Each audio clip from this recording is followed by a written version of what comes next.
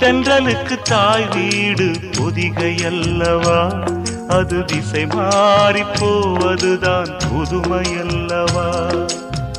செந்தமிழின் தாய் வீடு மதுரை அல்லவா, அது தேசம் விட்டு போவதுதான் விந்தை அல்லவா.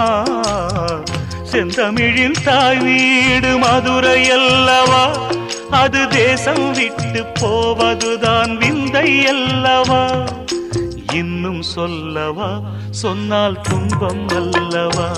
நான் இன்னும் சொல்லவா, சொன்னால் துன்பம் அல்லவா. தென்றலுக்கு தாய் வீடு பொதிகை அல்லவா, அது திசை மாறி போவதுதான் புதுமை அல்லவா.